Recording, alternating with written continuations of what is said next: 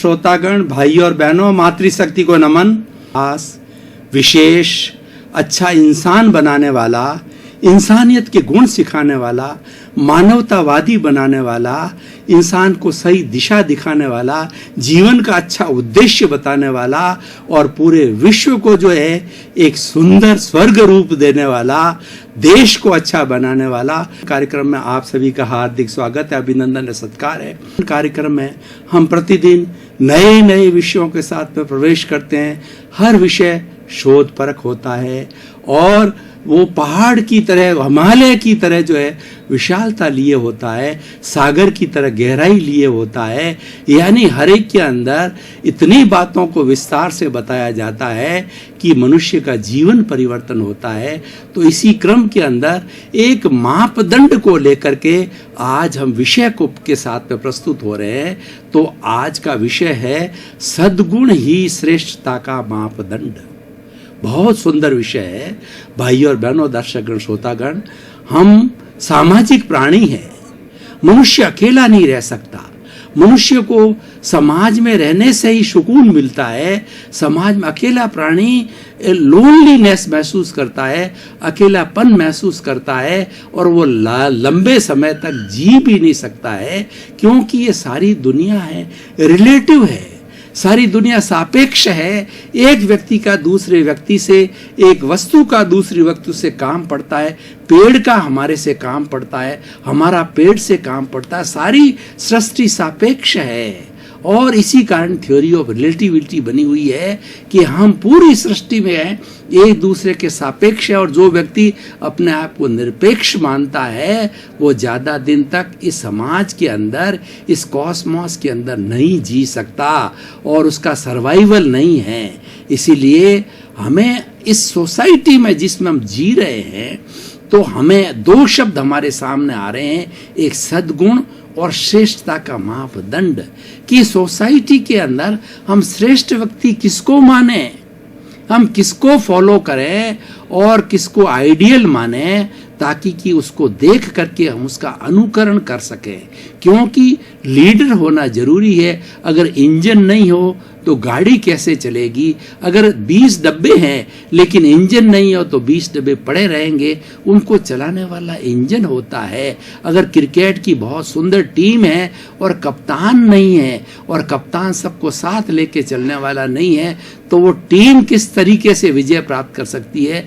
भारत जैसा बड़ा देश है, लेकिन इस देश को चलाने वाला कोई अच्छा प्रधानमंत्री, अच्छा लीडर, अच्छा राष्ट्रपति नहीं है तो देश कैसे चलेगा। घर है आपका, लेकिन घर को चलाने वाला अगर अच्छा मुखिया नहीं है तो वो घर किस तरीके से अच्छे तरीके से चलेगा। यानी हम ये चाहते हैं कि श्रेष्ठता का मापदंड आखिर क्या हो।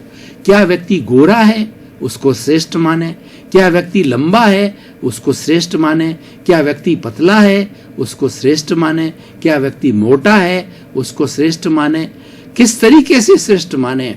तो हमारी इस समाज व्यवस्था ने ये तय किया कि सद्गुण ही श्रेष्ठता का मापदंड है, कि जिसके अंदर सद्गुण हो।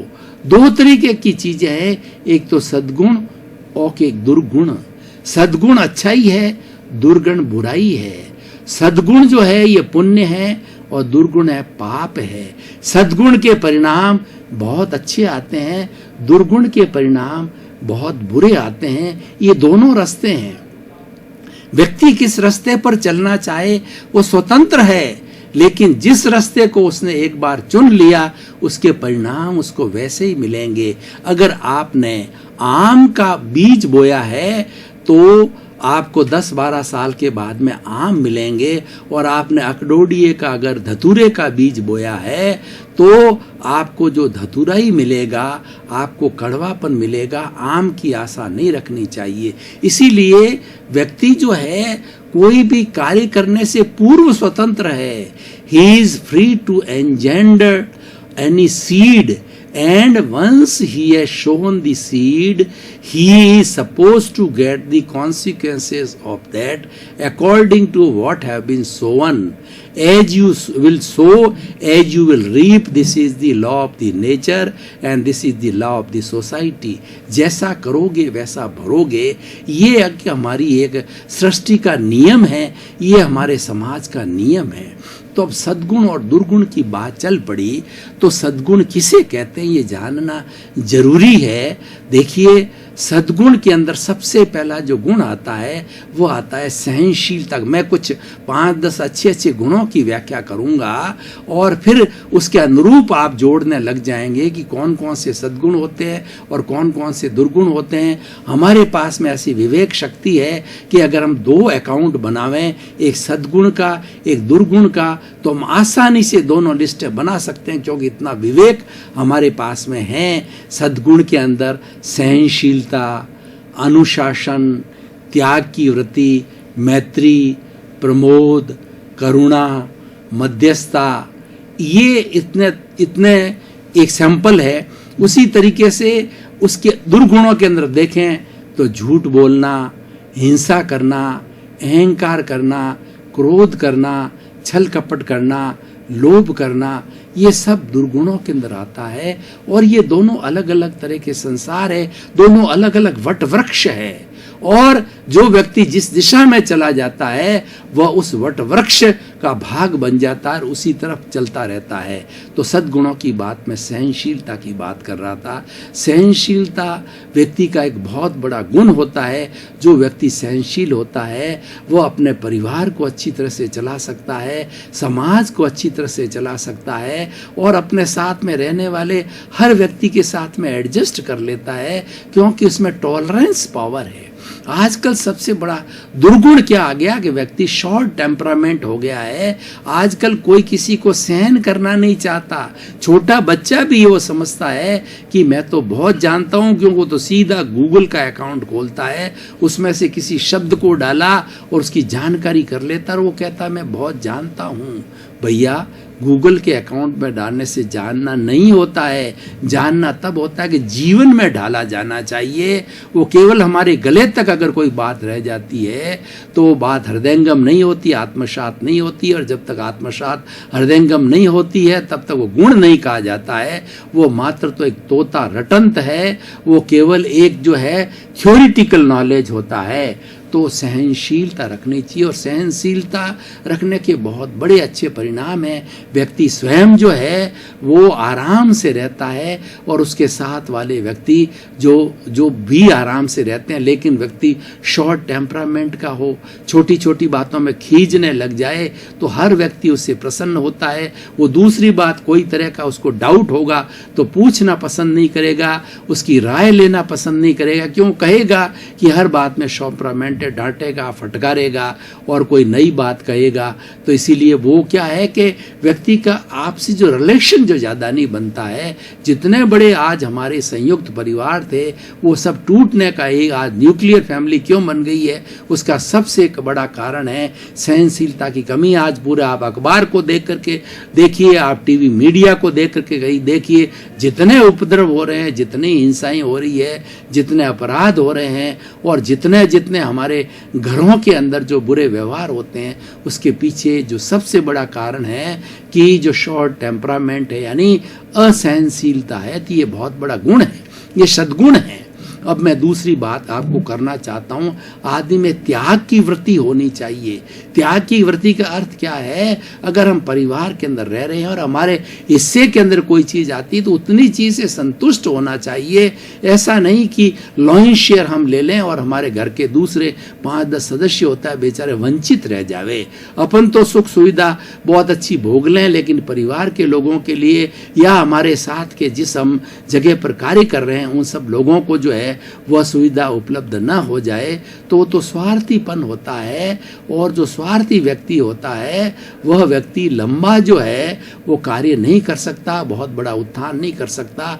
और उसकी जगह जो व्यक्ति सैक्रिफाइस करने वाला हो, हर चीज को हमें सैक्रिफाइस करना चाहिए। सैक्रिफाइस करने से जो लोगों के प्रति हमारा अच्छा इंप्रेशन बनता है और लोगों के प्रति हमारे दिल में सम्मान की भावना आती है, लोग हमारे से जुड़ते हैं और लोग हमको चाहते हैं कि ऐसा व्यक्ति हमको लीडर मिले, ताकि कि जो कि सेक्रीफाइस नीति का, और सेक्रीफाइस नीति वाला व्यक्ति है वो किसी तरह का शोषण नहीं करेगा और किसी तरह का वो दबाव क्रिएट नहीं करेगा, वो नॉर्मल रूप से कार्य करेगा। सद्गुण की बात चली। अब तीसरा सद्गुण जो मैं आपको बताना चाहता हूं कि व्यक्ति की जो है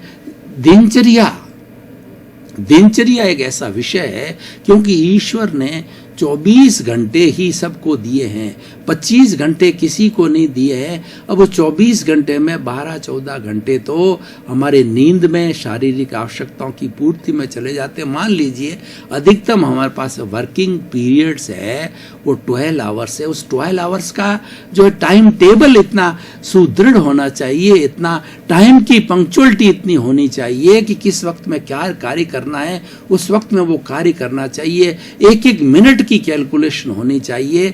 जो अपनी दिनचर्या को व्यवस्थित रूप से करने वाला, जो योग करने वाला है, ईश्वर प्राणिधान का है, समय पर उठता है, समय पर सोता है, समय पर खाता है और हर कार्य समय पर करता है, तो उसकी सोच भी विधायक होती है और जिसकी विधायक सोच होती है वह व्यक्ति सद्गुणी कहलाता है। अब अगला विषय जो सोच की बात चली तो मैं पुनः वो लेना चाहूँगा कि जो हमारा पॉजिटिव थिंकिंग है वह बहुत बड़ा सद्गुण है। जब मैं अपने बच्चों की क्लास लेता हूँ टीचर होने के नाते, तो 3 बातें उनको सबसे पहले सिखाना चाहता हूँ कि आप 3 बातों को सीख लीजिए, आपका जीवन संपूर्ण है, आपका जीवन होलिस्टिक है, आपकी शिक्षा पूर्ण हो जाएगी। क्या सीखना है? Think positive, do positive, be positive. हमेशा व्यक्ति को जो है पॉजिटिव सोचना चाहिए, सोच हमारी विधायक रहनी चाहिए। पुनरुत्थान कार्यक्रम का हमारा उद्देश्य है विधायक सोच को डेवलप करना, और विधायक सोच वाला व्यक्ति कहीं पर भी तकलीफ में नहीं आएगा, वह दुख में से सुख निकालने की कला को जानेगा। अगर व्यक्ति के फीवर हो गया तो वो उसमें से भी सुख निकालेगा कि कोई बात नहीं, मेरे टॉक्सिक चीज़ें जो है बॉडी में ज़्यादा होगी, उसकी सफाई के लिए ये फीवर हुआ है, कोई बात नहीं, इतना ही काम हुआ, इससे भी बड़ी बीमारी हो सकती थी, ईश्वर ने मेरे पे कृपा करी कि इतनी चीज़ के अंदर मेरा काम चल गया। जो कोई भी कठिनाई आ गई है उस कठिनाई को वो पॉजिटिव रूप के अंदर लेगा। नेगेटिव रूप वाला व्यक्ति जो है वो उसके अपने विचारों के तांते के अंदर बन जाता है और फिर उलझुल विचार उसके आते रहते हैं। तो हमें पॉजिटिव थिंकिंग, विधायक भाव रखना चाहिए। विधायक भाव रखने वाला किसी का बुरा नहीं करेगा, वह व्यक्ति हरेक के भले के लिए सोचेगा, भले की बात करेगा, परोपकार की बात करेगा। अपना स्वयं का कार्य करते करते उसके दिमाग में ये रहेगा, अब मेरा कार्य पूर्ण हो गया तो कुछ कार्य मैं दूसरे के लिए करूं, संस्था के लिए करूं, किसी को अच्छी राय दूं, और उसके साथ साथ में जो भी व्यक्ति उसके संपर्क में आता है तो विधायक भाव की उसको प्रेरणा देता है। अगला हमारा विषय नैतिकता, सद्गुण। नैतिक व्यक्ति जो होता है वह धार्मिक व्यक्ति होता है। नैतिकता और धार्मिकता एक सिक्के के 2 पहलू हैं और एक दूसरे के पूरक हैं, एक दूसरे के कॉम्प्लीमेंट्री है, इनको अलग नहीं किया जा सकता, दोनों एक ही है। चाहे व्यक्ति को नैतिक कहो चाहे धार्मिक कहो, उसमें कोई अंतर नहीं। हर नैतिक व्यक्ति धार्मिक होता है, हर धार्मिक व्यक्ति को नैतिक होना जरूरी है। नैतिक का मतलब ईमानदार होना, अपने जीवन के अंदर झूठ माप तोल नहीं करना, झूठ नहीं बोलना, लोगों को ठगना नहीं, माया नहीं करनी, कूट कपट नहीं करना, और जो है इधर उधर लोगों को कह करके भिड़ा करके और लोगों को जो है लड़ाई नहीं कराना। ये सारा कार्य करने वाला व्यक्ति जो है वह एक अच्छे चिंतन वाला व्यक्ति होगा, और वह व्यक्ति नैतिकता वाला व्यक्ति जो है लोगों को अच्छा जोड़ पाएगा। और ये सद्गुण है, ये सद्गुण है। प्रश्न ये है कि हमें सद्गुण लेने हैं, अवगुण लेने हैं, तो हम सद्गुणों को ही रखें ना, अवगुणों को हमारे सामने क्यों रखें? क्योंकि अवगुण हमें दुर्गति की ओर ले जाने वाले हैं और सद्गुण हैं हमें ऊंचाई की ओर ले जाने वाले हैं। हमें तो अपने जीवन का विकास करना है, व्यक्तित्व का विकास करना है, तो हमें सद्गुणों की ओर जाना चाहिए। और समाज ने जो लोगों के जिन जिन लोगों के अंदर सद्गुण है उसको ही श्रेष्ठ माना है और उसके लिए कहा गया है कि ये व्यक्ति श्रेष्ठ है, इसका हमें अनुकरण करना चाहिए, इसको फॉलो करना चाहिए और इसकी बातों पर विश्वास करके हमें आगे बढ़ना चाहिए। चाहे हमारा वो गार्जियन हो, चाहे हमारा सोसाइटी कोई अध्यक्ष हो, सेक्रेटरी हो, या समाज का वो शीर्षस्थ व्यक्ति हो, और शीर्षस्थ भी वही होता है जो कि सद्गुणों की खान होता है। भाई और बहनों, हम थोड़ा आगे बढ़ें तो सद्गुणों के अंदर हम देखें कि टीम स्पिरिट, व्यक्ति के अंदर सबको साथ लेने की कला होनी चाहिए। जब व्यक्ति सबको साथ लेने की कला सीख जाता है तो सभी लोग उसके अंदर एडजस्ट हो जाते हैं, चाहे छोटा हो, चाहे बड़ा हो, चाहे मंझला व्यक्ति हो, हर एक उसके साथ एडजस्ट हो जाता है। क्योंकि टीम स्पिरिट वाला व्यक्ति जो लीडरशिप अच्छी कर सकता है, उसमें लीडरशिप के गुण आ जाते हैं। और वह क्या करता है कि काम के ऊपर फोकस करता है कि हमारा वर्क ओरिएंटेशन होना चाहिए, हमारा वर्क पूरा होना चाहिए। और जब वर्क पूरा हो जाता है तो टीम स्पिरिट वाला व्यक्ति जो है सारी क्रेडिट अपनी टीम को देता है, और जो व्यक्ति अवगुणी है वह सारी क्रेडिट अपने ऊपर ले लेता है कि ये सारी कार्य मेरी वजह से हुआ और इसका सफलता का कारण मैं ही हूँ। तो उससे क्या होता है, व्यक्ति जुड़ते नहीं हैं और उससे एक अच्छे समाज का निर्माण नहीं होता है, अच्छे परिवार का निर्माण नहीं होता है। तो इस तरीके से ऐसे गुण व्यक्ति में होने चाहिए। तो अभी तो सद्गुणों की बहुत लंबी लिस्ट है, लेकिन अब समय की अल्पता को देखते हुए भाई और बहनों, जैसे कि हमारी पुनरुत्थान कार्यक्रम की जो परंपरा है कि हम हर एपिसोड को, हर विषय को जो है कसौटी पर कसते हैं कि क्या यह विषय समसामयिक है, क्या ये विषय आज का जो है हमारी बर्निंग जो इश्यूज हैं, हमारी जो प्रॉब्लम्स है, उनका सॉल्यूशन कर सकता है या नहीं कर सकता है, इसकी क्या रिलेवेंस है, कैसा क्या उपयोगिता है, क्या सोशल यूटिलिटी। तो मैं कहना चाहता हूँ कि व्यक्ति सद्गुणों को उत्पन्न करे। सद्गुण दो तरह से उत्पन्न किए जाते हैं, एक तो नैसर्गिक होते हैं जिसको हम गॉड गिफ्ट कहते हैं। हम पूर्व जन्म के अंदर अच्छे पुण्यों की वजह से, पुण्यार्जन की वजह से वो सद्गुण साथ लेकर के जन्म लेते हैं। वो नहार बिरवान के होत चीकने पात, जो व्यक्ति सद्गुणी होता है उसके लक्षण जो है उसके पालने में दिखाई देते हैं, यानी उसके जो लक्षण जो है बचपन के अंदर मालूम पड़ जाते हैं कि ये सद्गुणी व्यक्ति और आगे जाकर के बहुत बड़ा श्रेष्ठ व्यक्ति होगा। जितने भी महान व्यक्ति हुए हैं उनके लक्षण जो है बचपन के अंदर ही उनके कार्यकलाप से मालूम हो जाते हैं। तो एक तो हो गया नैसर्गिक होता है, और एक अर्जित किया जाता है, अभ्यास के द्वारा किया जाता है। उस अपने गुणों को जो अर्जित करने के लिए कुछ हमें प्रयोग करने चाहिए, और हमारी भारतीय संस्कृति में सद्गुणों को प्राप्त करने के लिए बहुत से प्रयोग है। उसमें से एक सबसे बड़ा जो प्रयोग है हमारा सांस का प्रयोग मैं आपको बताना चाहता हूँ कि हमारा सांस जो है, जब तक सांसा तब तक आशा, ये बेचारा ऐसा मित्र है कि लास्ट मोमेंट तक चलता है, और जिस दिन सांस जो चलना बंद हो गया तो राम नाम सत्य हो जाता है। जब इस दोस्त ने हाथ खींच लिया तो हम भी विदा हो जाते हैं। वो उस दोस्त को क्या है कि सामान्य व्यक्ति, मेडिकल साइंस कहती है कि सामान्य व्यक्ति आप घड़ी लेकर के बैठ जाइए, 1 मिनट के अंदर 16 सांस लेता है, यानी एक्सहेल और इनहेल जो है वो भीतर सांस को डालना, बाहर सांस को निकालना, इस पूरे एक स्ट्रोक को एक सांस कहा जाता है। 1 मिनट में सामान्य व्यक्ति जो टेंशन फ्री होता है तो 16 सांस लेता है। दर्शकगण, श्रोतागण, भाई और बहनों, आपका बहुत बहुत धन्यवाद। कार्यक्रम जो है हमें अच्छाई की ओर ले जाता है, सद्गुणों की ओर ले जाता है। कार्यक्रम देखते रहिए, लोगों को प्रेरित करते रहिए। कार्यक्रम में प्रतिदिन नए नए विषय जो है आपकी दिशा को जो उद्घाटित करेंगे और जीवन का अच्छा निर्माण करेंगे। इसी क्रम में आपके प्रति मंगल भावना शुभ।